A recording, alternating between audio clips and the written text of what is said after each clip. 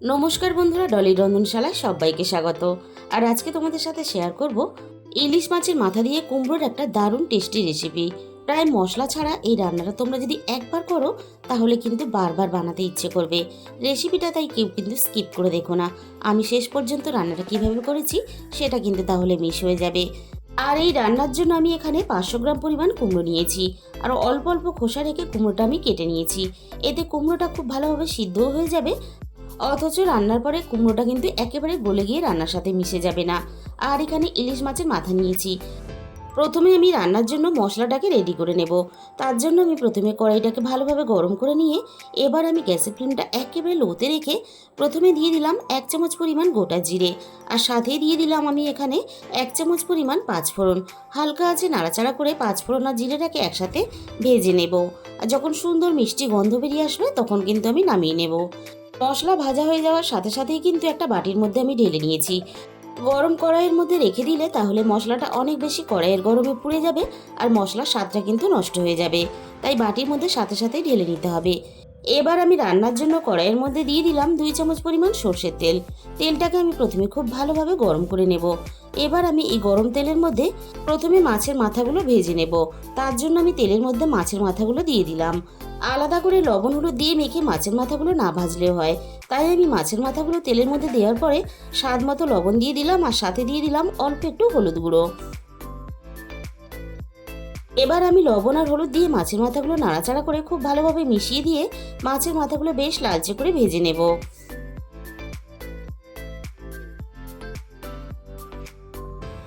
মাছের মাথাটা আমি বেশ লালচে করে মুচমুচে করে ভেজে নিয়েছি।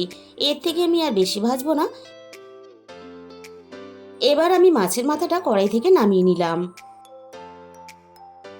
কড়াইয়ের মধ্যে যেটুকু তেল আছে ওই তেলের মধ্যেই আমি কুমড়োটা ভেজে নেব।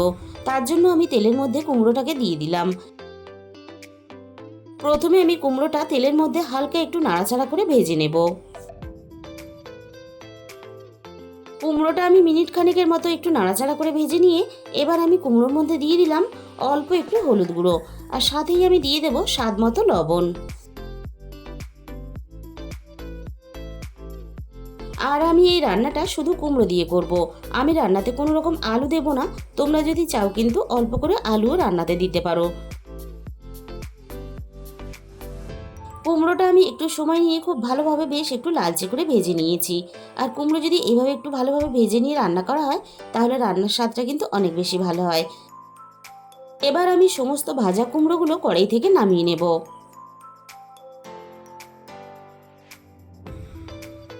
আবারও আমি কড়াইয়ের মধ্যে প্রয়োজন মতো সর্ষের তেল দিয়ে দিলাম। তেলটা আমি খুব ভালোভাবে গরম করে নিয়ে তেলের মধ্যে আমি ফোড়নে প্রথমে দিয়ে দিলাম 1/2 চামচ পরিমাণ পাঁচফোড়ন। কুমড়োর তরকারিতে কিন্তু অবশ্যই পাঁচফোড়নটা ব্যবহার করবে, তাহলে কুমড়োর তরকারি ফ্লেভারটা দারুণ আসে। আর সাথে দিয়ে দিলাম আমি একটা শুকনো লঙ্কা কুচি আর দিয়ে দিলাম আমি একটা তেজপাতা কুচি। এবার আমি ফোড়নটাকে কয়েক সেকেন্ড নাড়াচাড়া করে ফোড়নটা বেশ একটু লালচে করে ভেজে নেব। ফোড়ন যদি একটু লালচে করে ভাজা হয় তাহলে ফোড়নের গন্ধটা রান্নার সাথে সুন্দরভাবে মিশে যায় আর তার জন্য রান্নার ফ্লেভারটা দারুণ আসে। এবার আমি ফোড়নের সাথে তেলের মধ্যে দিয়ে দিলাম প্রয়োজন মতো আদা বাটা। আর আদাটা আমি গ্রেট করে দিয়েছি, তোমরা চাইলে কিন্তু বেটেও দিতে পারো। আদাটা আমি তেলের মধ্যে কয়েক সেকেন্ড নাড়াচাড়া করে ভেজে নিলাম। এবার আমি সাথেই দিয়ে দিলাম একটা ছোট সাইজের টমেটো কুচি। আর এই সময় কিন্তু গ্যাসের ফ্লেমটা অবশ্যই লোতে রাখবে, তা না হলে আদাটা পুড়ে গিয়ে তেতো হয়ে যাবে আর রান্নার স্বাদটা নষ্ট হয়ে যাবে। টমেটো আর আদা একসাথে নাড়াচাড়া করে আমি মিনিট খানেকের মতো আরও একটু ভেজে নিলাম। টমেটোটা দেখো বেশ অনেকটা নরম হয়ে গেছে। এর থেকে আর বেশি সময় দিয়ে টমেটোটা ভেজে নরম করার দরকার নেই। রান্নার সাথে সাথেই টমেটোটা খুব ভালোভাবে গলে যাবে। এবার আমি দিয়ে দেব সামান্য অল্প পরিমাণ জল, যাতে বাকি মশলাগুলো দেওয়ার সাথে সাথে পুড়ে না যায়। এবার আমি একে একে গুঁড়ো মশলাগুলো দিয়ে দেব। প্রথমে আমি দিয়ে দিলাম 1/2 চামচের একটু বেশি হলুদের গুঁড়ো। ঝালের জন্য দিয়ে দেব অল্প একটু লঙ্কার গুঁড়ো। কুমড়োর তরকারি কিন্তু খুব বেশি পরিমাণ ঝাল দিলে তাহলে খেতে ভালো লাগবে না, তাই কুমড়োর তরকারি খুব বেশি ঝাল দেওয়ার দরকার নেই। আর দিয়ে দিলাম মশলার সাথেই 1/2 চামচ পরিমাণ হিং। তেলের মধ্যে হিং দিলে অনেক সময় হিংটা পুড়ে গিয়ে তেতো হয়ে যায়, আর মশলা কষানোর সময় যদি হিংটা দেওয়া হয় তাহলে কিন্তু হিংটা পোড়ার ভয় থাকবে না। আর কুমড়োর তরকারি আমিষ হোক বা নিরামিষ, অল্প একটু হিং দিলে রান্নার স্বাদ আর গন্ধ দুটোই কিন্তু দ্বিগুণ মাত্রায় বাড়িয়ে দেয়। মশলাটা আমি খুব ভালোভাবে কষিয়ে নিয়েছি, মশলা থেকে সুন্দরভাবে তেলটা আলাদা হয়ে গেছে। এবার আমি ভেজে রাখা কুমড়োগুলো মশলার সাথেই দিয়ে দিলাম। বন্ধুরা, ইলিশ মাছের মাথা দিয়ে তোমরা হয়তো অনেক রকমের রেসিপি বানিয়ে খেয়েছো, তবে একবার হলেও তোমরা কুমড়োর এই রেসিপিটা অবশ্যই বাড়িতে ট্রাই করে দেখো। কুমড়োর তরকারি যদি এইভাবে রান্না করো তাহলে কিন্তু ভাত বা রুটির সাথে আর অন্য কোনো রকম ডাল তরকারির প্রয়োজনই হবে না। মশলার সাথে আমি কুমড়োটা খুব ভালোভাবে কষিয়ে নিয়েছি। এবার আমি রান্নার মধ্যে দিয়ে দিলাম স্বাদ মতো চিনি। অবশ্যই কিন্তু এই রান্নাতে চিনি ব্যবহার করবে, কারণ কুমড়োর তরকারিতে অল্প একটু চিনি না ব্যবহার করলে তাহলে কিন্তু কুমড়োর তরকারির আসল স্বাদটাই আসবে না। আমি মিনিট খানেকের মতো চিনিটা দেওয়ার পরে নাড়াচাড়া করে নিলাম।